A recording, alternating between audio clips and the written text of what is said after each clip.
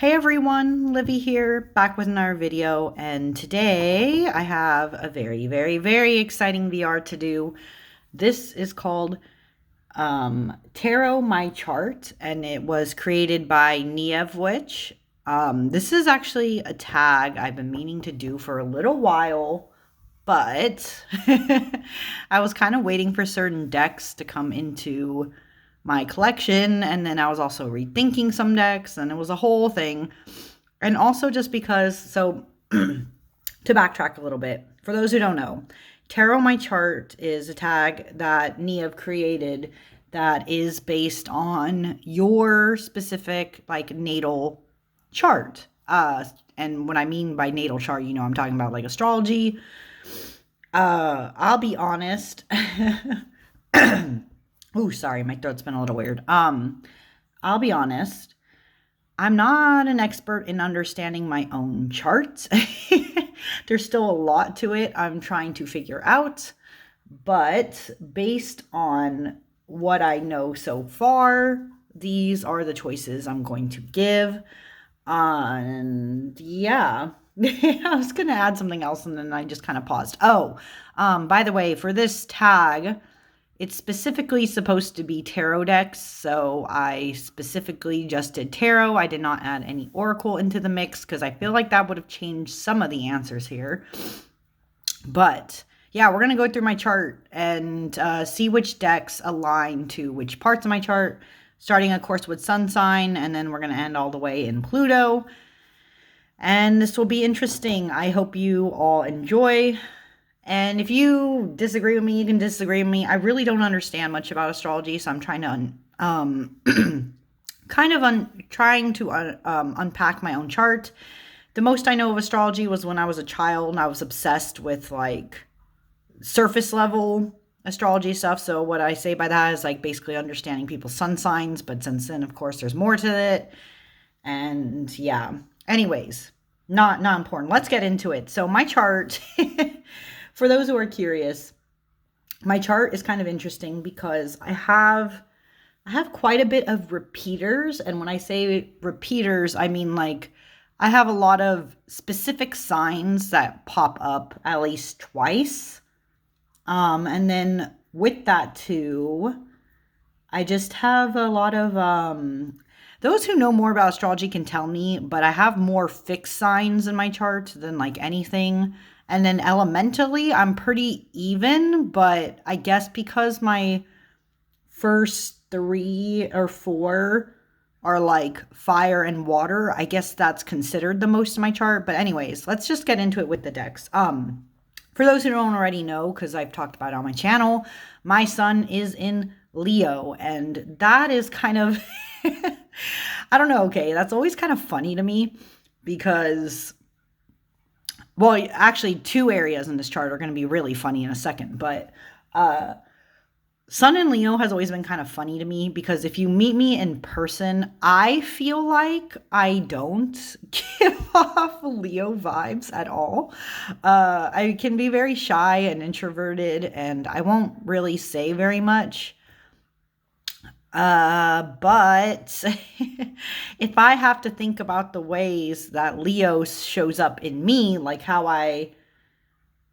myself, like, right? Because sun, planet of the self, Leo for me, I think right now, as of right now, I think that this deck is the best fit of what I feel like it actually means to be a sun in Leo.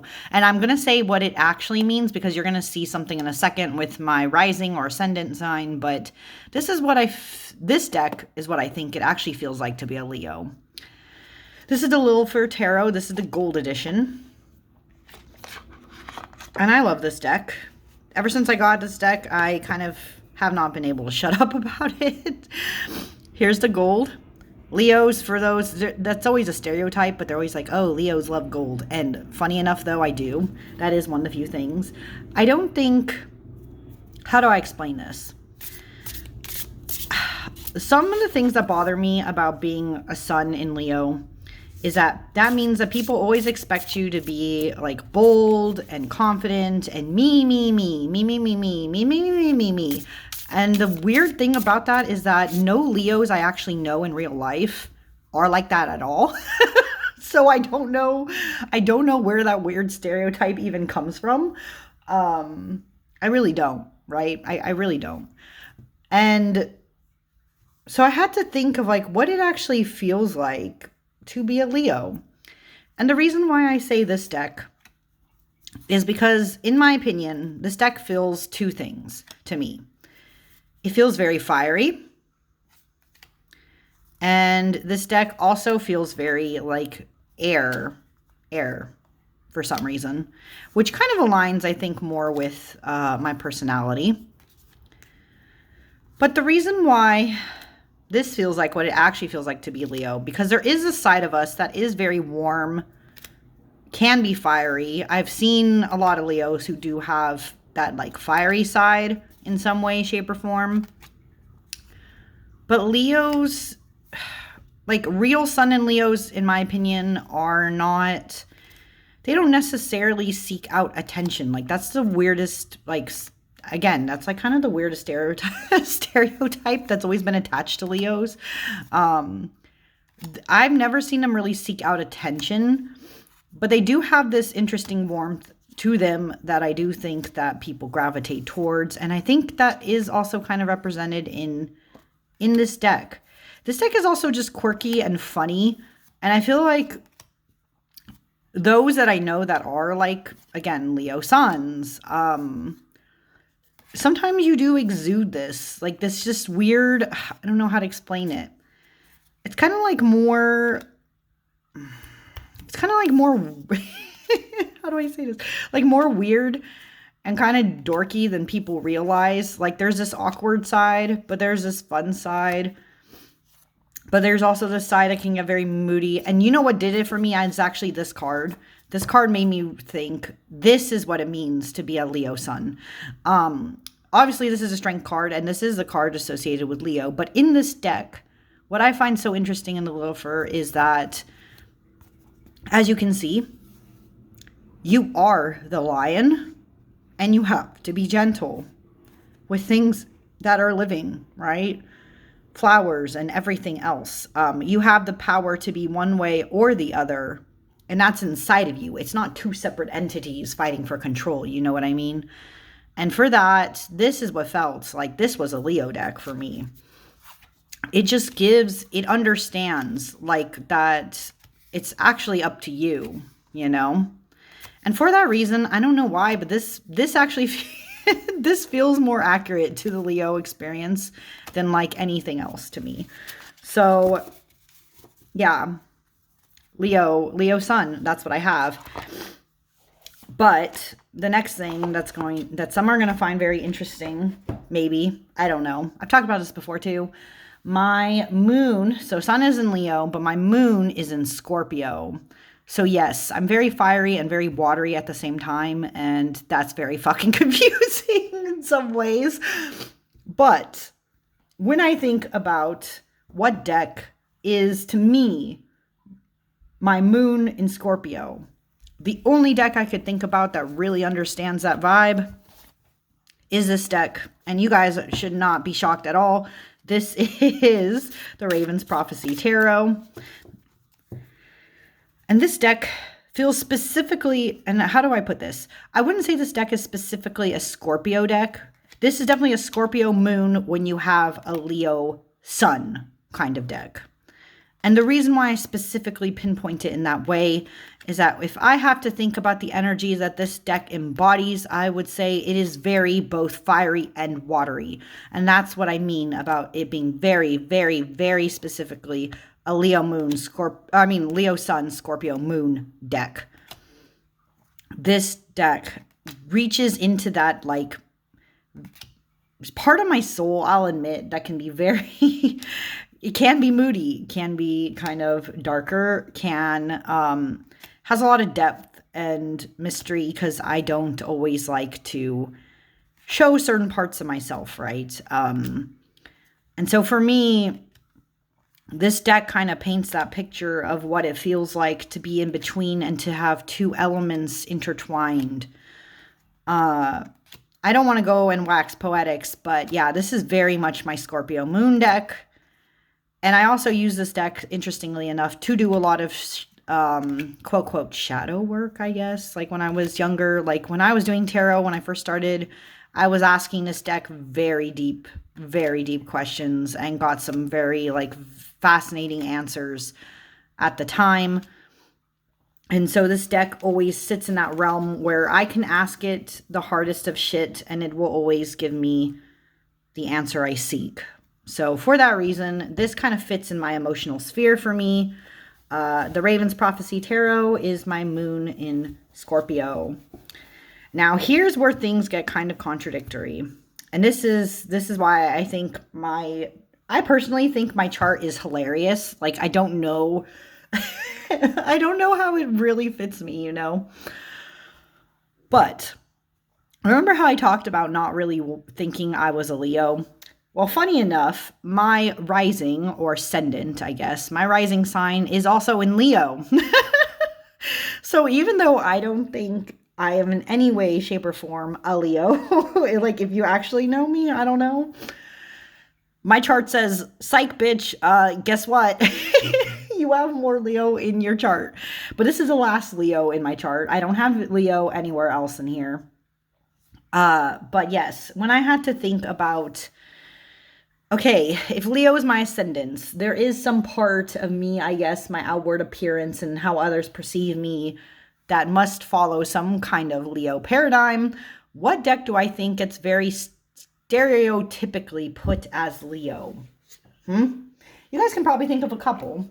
Because you're gonna see I picked a very stereotypically Leo deck,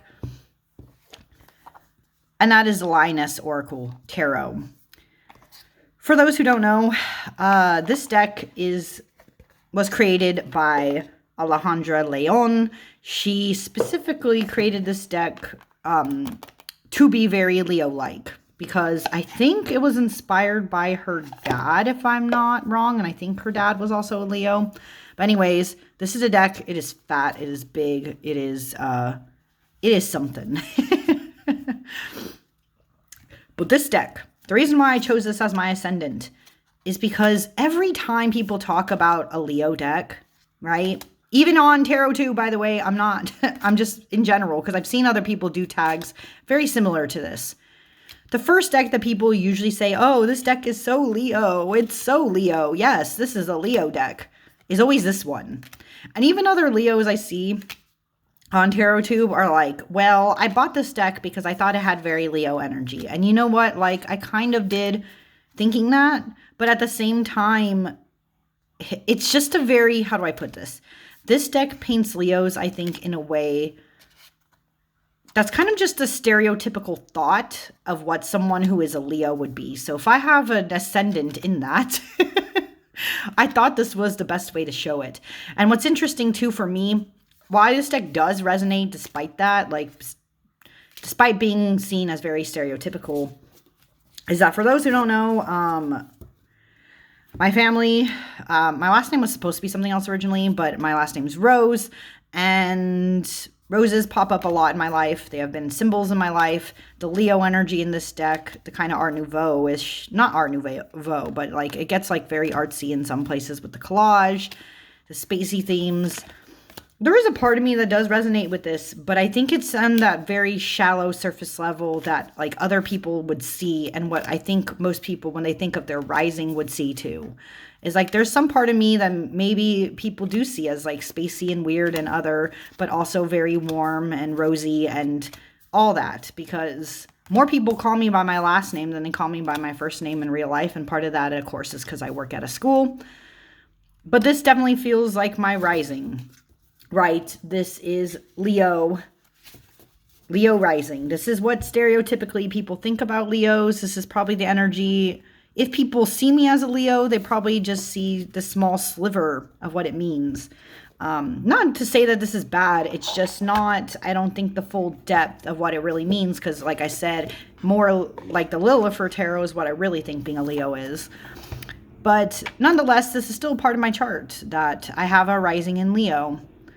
And so I decided to show it off with the Lioness Oracle Tarot. But moving on now. Interestingly enough, from my ascendant, I go, of course, into Mercury. And my Mercury, which, let me start by saying, my Mercury, I think, is actually very accurate, but I also hate it. You know how accurate it is. My Mercury is in Cancer. So there you go, water again. Fire, water, fire, water. That's just kind of how it is.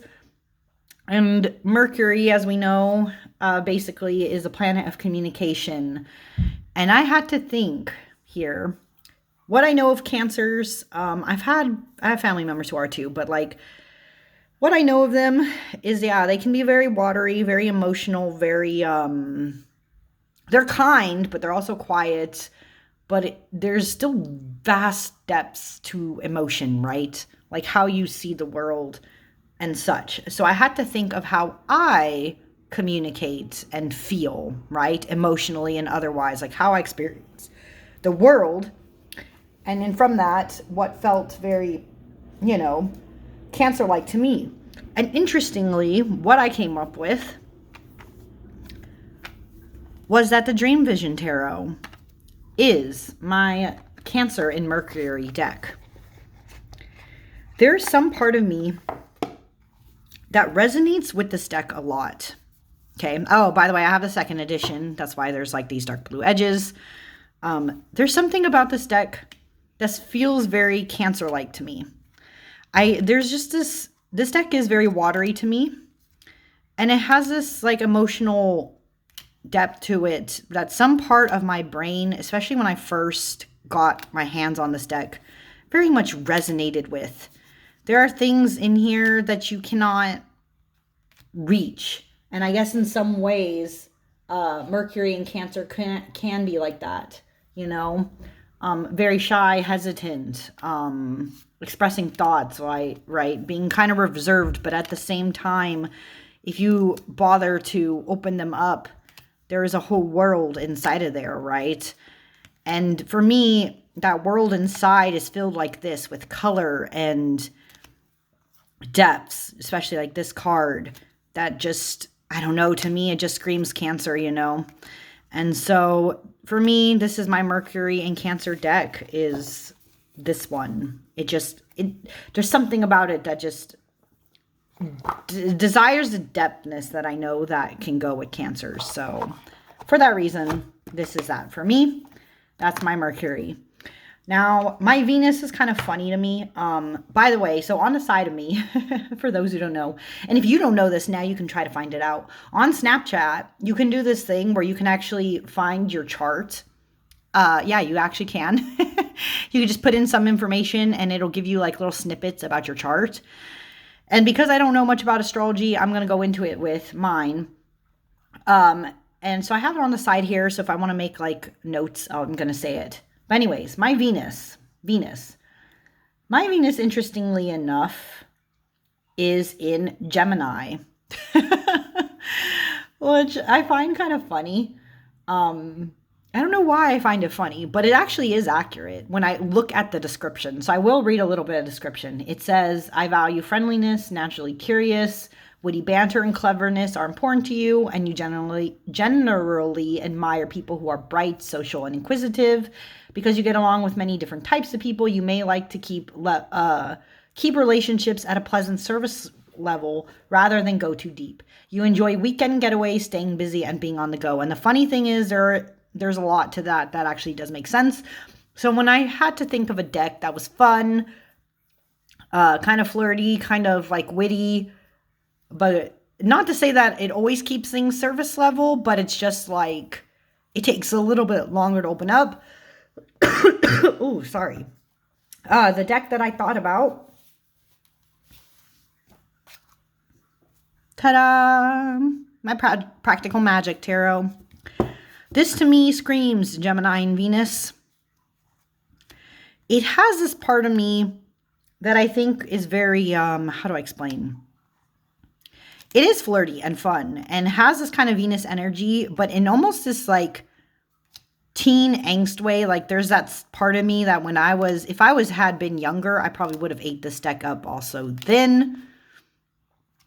I think it does show that side of me when it comes to like how I perceive, I guess because Venus is supposed to be the planet of love or whatever, like how I would go about it. I'm not usually like, how do I explain this? I wouldn't call myself very like sultry or like trying to go out of my way to be one way or the other. I'm just kind of, I keep things fun and light when I'm trying to get to know people because I just don't, I don't know. I don't. Sometimes more romance things can be awkward. So maybe this is like true in so many ways. But I feel like this is a very Gemini and Venus deck. And this shows that side of me, like when I want to be fun and otherwise, like this is what comes up for me.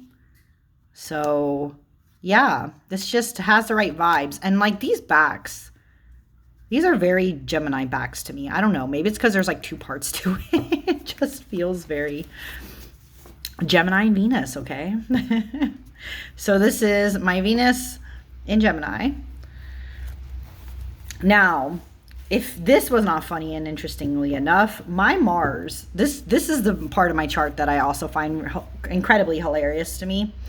My Mars is actually in Virgo.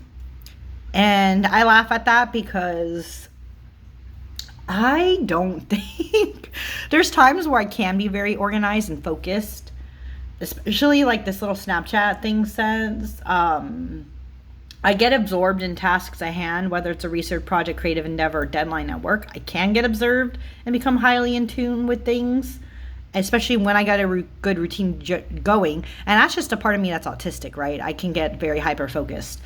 But I don't always think I'm very organized and disciplined. Well, in some ways I am. But not to the level that I think Virgos normally are seen as. So, if I had to think about how Virgo in Mars shows up in me, I had to think about it being, how do I explain this? Kind of being like an organized chaos, if that makes sense. There's another deck that I feel like could have gone into the space, but I decided to pick this one. This is the Wonder World Tarot. I have the first edition. This is by Push Kitty. This deck, I feel like, is an organized chaos. And let me explain what I mean by that, okay? First off, these are the backs, kind of cool, but also chaotic. This is the first edition, like I said again. This edition, I think, is almost out of print. There is a second edition, though, so don't fear. And the reason why I think this is a very Mars in Virgo for me is because this deck is organized. It is a Rider-Waite-Smith clone, okay? It is. So in that way, it has a system. It's got the details. It's thought about how certain things would pop up relating to Alice in Wonderland in the format of RWS. So it's tried to narrow its focus. But the reason why this deck also, of course, has a chaotic element, if you don't know, is because, of course, this deck is based on Alice in Wonderland. And everything about Alice in Wonderland is very chaotic. But it does show my passions in a lot of ways, too, because I love fantasy. Alice in Wonderland is my favorite one, or Alice's Adventures in Wonderland, sorry, is one of my favorite books. The warm colors in here give me a very Mars vibe. And so it is an organized chaos because it still has a structure, but some of the shit in here is so chaotic. Like, they're not like incredibly chaotic, but look at it. It's like the extra sun card has like the boogers, and you got this dude. But then you also show like the fun, silly scenes. And it's like very, it's just very Alice in Wonderland, isn't it? Right? But it does have some organization, but it's also just silly and wild. And there is a part of me that can't be 100% perfectly organized because of that. So if I was going to have Virgo show up in my chart, it had to be in this kind of format, you know? So for me, the Wonder World Tarot is my Mars in Virgo. Just feels like it. I don't know. I don't know how else to explain it. But now let's move on to another deck. My Jupiter. planet of meaning, Jupiter, for me is in Libra, interestingly enough. But it makes a lot of sense. It does for me. Especially when when I looked at this Snapchat thingy and it says, this part makes the most sense to me about being it, is that it says you're able to see any side of any given situation and enjoy talking out the pros and cons of each. And I would say that is 100% true. And there's also a part that says keeping in touch with people you meet along the way will be beneficial, both personally and professionally. I just had to think about, I thought about those little bits, and then I also thought about what I know of Libras and justice, right? Because like justice card's very ruled in Libra, balancing the scales, that kind of thing. Where do I see that kind of airy energy in some ways? And interestingly for me, the first deck that came to mind as being a Jupiter in Libra was my Dungeons and Dragons tarot. And I think the reason it did, these are the backs. These are the, oop, why is that? Whoa, what in the world? What happened here? Did you guys see that? Why is my, why are they both flipped this way? What in the world? Okay, I think I got it. I don't know what happened. Anyways, caught me off guard. The reason why I think this is a very Libra and Jupiter deck for me is because it being the planet of meaning, there is a part of me that relates to fantasy and story. And that's kind of how I see the world. But Dungeons and Dragons, if you've never played it, also has a side of itself that's very much about, yeah, you're like going through and doing dungeons and stuff, but it's also about the story. It's also about finding, like discovering the parts of the world that are right and wrong. This Dungeons and Dragons lets you play out scenarios and such that you don't always get to play out in real life. But in Dungeons and Dragons too, you can actually get the justice for things. It's all about finding justice. It's all about doing what you need to do, the balance of the world and understanding that. And for some reason, this just hits the side of me of how I see the world in the ways of meaning, how I make meaning, and what I think meaning can be. I don't know. This feels very Libra-like. I don't know why even, because I don't know if the colors would even, what I say, this is very airy of a deck. It's kind of weird, maybe. But this deck has got different vibes to it. But for me, for some reason, it feels like a very Jupiter in Leo. Also the colors, by the way, if you haven't seen or noticed already, it has a lot of very warm tones that do remind me of Jupiter. Maybe that's why. But yeah, this very much feels like that kind of deck for me. How I see things relates to just all the different facets and things you can explore. And the people you meet along the way too, by the way. Like how people can be very interconnected. And Dungeons and Dragons in that way can highlight that. So maybe that's why. But yeah, this is my Jupiter in Libra. Now, moving on. This one was actually the hardest for me to figure out. I don't even know if I got it 100% right. And there's a lot I'm still trying to understand about this. But my Saturn, planet of limits, is in Aquarius, interestingly enough. I don't know how I feel about that. I don't really understand it much either. When I looked at like the Snapchat thing for it, a lot of it talks about a lot of it is interesting because it talks about, there's this part that talks about like how you view others, but then there's this part that says, because you know what really matters to you, you can be single-minded in pursuit of your goals, which may alienate you from others, even when your ambitions are for the benefit of everyone. And I had to think, if this is a planet about limits, about how you see yourself, how you operate, how you go about things, what goals you're working towards, right? I had to think about my oldest one, which I think has alienated me or made me very narrow-minded instead of expanding outward and trying other things because of this goal. But also still being area of a deck, I had to think of this one. This is the Weary Writers Tarot, created by Toni Kensington. I believe she's going to do a second edition of this deck, so if you're kind of interested in this idea, you know, she is going to do a second edition. Comes with this little flap. This is a deck that would not definitely be for everybody.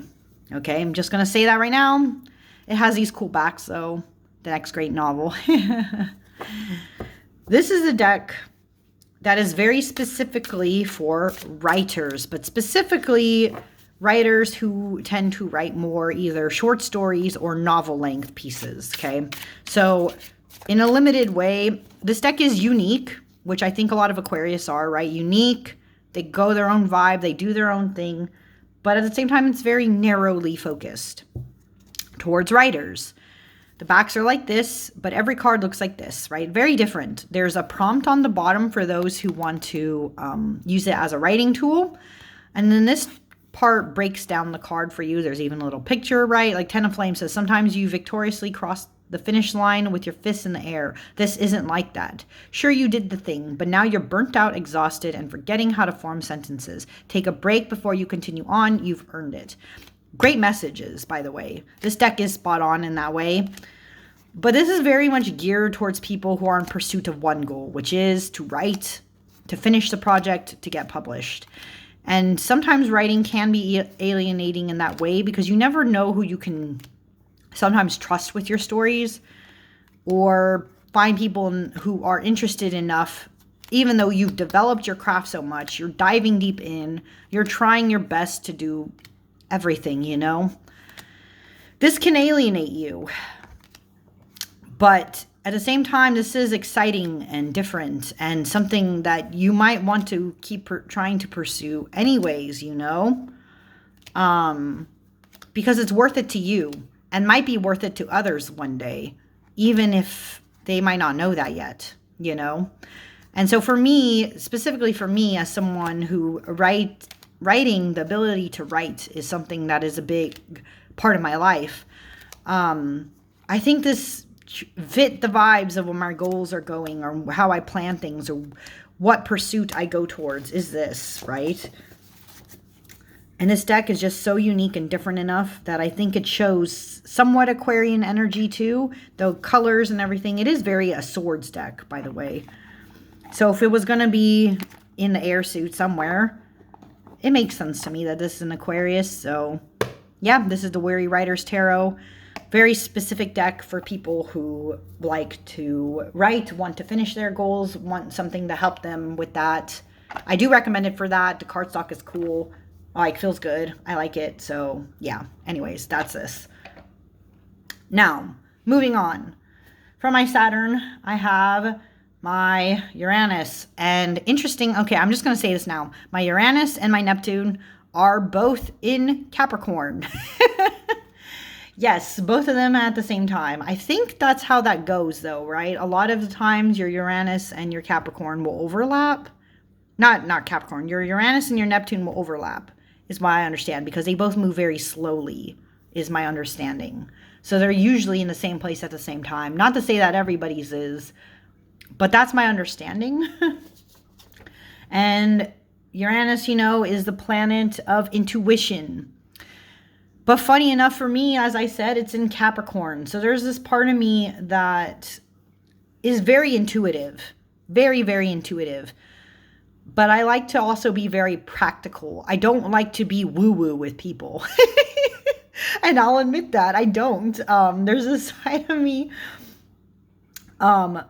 As the Snapchat thing on the side says, is when it comes to managing lots of people and big projects, you have a lot of patience and skill, and you may come up with solutions or ideas that are unconventional, preferring to improve the way things are done rather than stick to the traditional status quo. And that's true. But at the same time, I am very grounded and practical about how I go about it, which is very Capricorn to me, right? So I had to think of a deck that shows the side of myself that is very intuitive, but is also practical and earthly. Okay, specifically the earthly part. I wanted to find something that gave me very earth energy vibes. And so the deck that I think bundles all those up for me specifically, for Uranus, is my Tildwick Tarot. And the reason why I think this is, well, if you couldn't tell by its design, right, this is a very earth deck. Very, very earthly. I would say it also, there is a side of this deck that I think could also be very fiery or airy at the same time. It can be kind of confusing in that way, but it is very earthly first. Like the first element I would associate with the Tildwick is earth. This deck is mystical. This deck is a deck that is good for people who are very intuitive, because you need to be able to make meaning from this deck from images like this. You have to understand why this is the Sun card as soon as you look at it. And to me, it seems to do that in a very practical way. Like, I can see the images inside of here very easily and open them up. Like, I'm like, oh yeah, I get it. Like, yeah, this is definitely a 7 of staves, like the choices, right? Or like conflict with others. Sometimes what this is about too, right? Like, I don't know. There's something about this that feels very much in that intuition space for me. How I intuit things in the way of objects. It's very practical and grounded, though, at the same time, but also very fanciful and other. The Tildwick fits that Capricorn-y vibe for me. It has this dry, interesting humor to it. It is very romantic in some ways, but it's also just very, I don't know. If you get this deck, you get this deck. And if you don't get this deck, you don't get this deck. And that's also fine, which I feel like is also very Capricorn, isn't it? From what I've understood of it. So, yeah, to me, this hits the area of my intuition. Some part of my soul really understands how this deck works. And so for that way, if I had to think of things that were very earthly and otherwise, this is the deck that does it for me. This fits 2 spheres of feeling and how I operate. So in that way, the Tildwick Tarot is my Uranus in Capricorn. It just fits for me. But then we have to get into Neptune. Neptune is also in Capricorn. And so Neptune specifically, though, is the planet of mysticism, right? How do I see my creative, intuitive, other parts in other ways, right? How do I incorporate it? And for me, I still, again, wanted, if it's in Capricorn, it's the same kind of practical energy. Doesn't mean that it's all dry, you know. There is some part of me that is very mystical and other, but it follows a very specific vein of focus. And so for me, the deck that taps into that mysticism of who I specifically am and how I think it relates to me is also the Stella's Tarot. This is, sorry to show this too, because this is out of print. I got a copy, very kind of luckily got a copy of this. I found it for a good deal. These are the fronts, simple backs. It's an old school. This deck fits that mystical part of me because there's this part of me that's still grounded. Like, it's not like anything here is too like crazy other, but at the same at the same time, this deck is very surreal, especially this one. Like this image, look at this. This reminds me very much in the vein in this of Remedios Varo. It touches this part that if I have to think of how my brain works, how my dreams work, it very much follows this kind of paradigm where there's things in it you can make sense of, and then there's things in it that are very weird and strange and other. Very surreal. But it still follows some kind of grounded reality. And so in that way, this deck very much feels like where my mysticism comes from. It has logical patterns still, but it's very otherworldly at the same time. And yeah, it taps into I don't know, it taps into my dreams in some way. Like, it has this like vibe to it that I'm like, this feels very familiar of things I would see very much when I'm asleep. I don't know how to explain that. I feel like Neptune is very much tied in that way. And this deck feels like that for me. It just makes so much sense to who I am. I don't know. That's why I was very drawn to this deck, and kind of why I bid my time waiting to see if I could get a good deal on this deck and get it somehow into my possession, because I knew it had a lot to teach me, and it had some facet of my personality inside of it. And I do very much believe it. It's a very, I'm so grateful and glad that I got a copy of this deck, you know, because it does fit this part of me that's very much me. Especially that mystical other sense. So this is the Stella's Tarot. This is my Capricorn in Neptune. And finally, I know this video has been long. Sorry. The last part of my chart I'm going to talk about today. Last part of the tag, really. Actually, I don't remember if this was in the tag, but I put it in there because I don't remember if it was. My Pluto. My Pluto is in Scorpio. Yes, Scorpio has returned. And it being in Pluto is very interesting, but very, I think, exact for me. So, for those who don't know, Pluto is the planet of power, right? It's still a planet in astrology. It's the most intense, powerful, and transformational planet. It's kind of how you view, how you operate, how your energy and power goes into. And for me, it being in Scorpio makes a lot of sense. There is this side of me. I'm going to read actually what it says on the Snapchat thing again. It says, everyone has a darker side, but you may be more intimately in touch with the taboo part of life than others.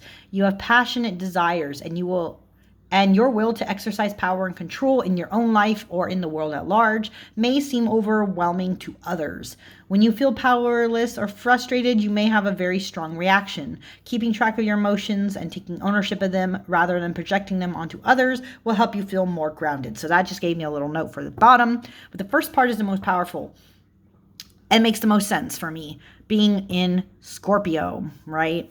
There is this part that made 100% sense to me. And so if I had to explore a deck that I feel like gives very Scorpio and Pluto vibes, goes into that darker vein, is not afraid to go into what others would see as more shadow work, this had to be the deck. This had to be the deck that is very much Scorpio and Pluto vibes. This is the Darkwood Tarot. This is the mini. I didn't know this, but this deck apparently recently came out, but I think I got it like 2 weeks or something before it was actually supposed to release as a mini. I don't know. I'm like, what the fuck? But anyways, these are the backs. Same as the regular Darkwood Tarot, except it's in mini size. And I have to say this card's... Oh, oh shit, I'm shuffling this. I guess I'm shuffling it. I hadn't shuffled it until now. It was actually in order. But I decided now, as I did it impulsively, that this is what it is. But anyways, this cardstock is so much better than the original. I'm sorry, I have to say that too. But anyways, that's not the point. Why is this my Pluto? Because how is this not a Scorpio and Pluto? This deck is specifically a deck about shadow work, for those who don't know. This deck specifically taps into the darker sides of not only the tarot, but into life and how you view the world. There is this part of me that does have a lot of this energy tied, but I don't let it out very often. Yet, I think this deck is a great way to safely explore those sides to myself that is very... that does have that dark otherness. This artwork, Abigail Larson's artwork, is so beautiful. It reminds me of like those childhood movies. What was his name? Jim something. You know, who did like Anastasia and some of those other older movies, Swan Princess kind of thing, or like similar art style to those. And this deck, I don't know. There's a side of it that I didn't realize I like really just enjoyed. It is kind of creepy this isn't normally, like, I'm not really a horror fan, but there's parts of this deck that make like some sense in my brain. It's very fantastical too, and I like fantasy, so there's something about this that like, despite it being darker than I normally go for, this like fits. This fits the bill. And it fits that Pluto, that like Scorpio Pluto vibe. I don't know. Shadow work, right? Not everybody likes to do that. Not everybody is into this aesthetic. And some people might have passed up on this deck because, like I said, if you've ever felt the actual full-sized Darkwood Tarot, you know that the cardstock for this deck is fucking awful. I'm sorry, it is. I can't. It's too glossy. It feels like I'm touching a photograph. I couldn't. I was physically repulsed. I've already talked about this. That's why I bought this mini version. And the reason, and there's another thing with this. When you have a deck that's as powerful as this, and you have it in a smaller form, minis can easily make big spreads, okay? You can easily do a big spread with a mini. You can't do that with like very many bigger decks at a time, okay? I'm sorry, minis, I think people need to have a renaissance where they realize that mini decks are great besides me, okay? Anyways. For me, though, this is where my Pluto and Scorpio really comes in. There is that side of me when I do like, especially when I write fantasy, that sometimes I can tap into this darker side very easily. And this is kind of how it feels in my mind. There's like cogs turning and witchy stuff, and it's just, yeah. It's just so good. There's something about this deck that's so good too. And yeah, that was my chart. Tarot my chart. I have so many interesting decks. Some of them I'm still sifting through, but I feel like at the same time it works. I feel like at the same time these are my decks, and it makes sense in my brain that this is my chart. I feel like if I do this tag after learning more astrology and maybe some years or months from now, maybe some of my answers would change, but some of them I think are very solidly where they are, and I'm fine with that too. Yeah, I think I am. But anyways, I want to also say thank you to Niamh for creating this tag. I hope I pronounced your name right. I'm so sorry. I'm really bad at Gaelic. I feel like I should just learn Gaelic so I can like get people's pronunciations correct. But thank you for creating this tag. I enjoyed trying to decipher my chart. It took me some time, but I did it. And if you watched this long, thank you for watching. And I hope I see you again next time. Bye.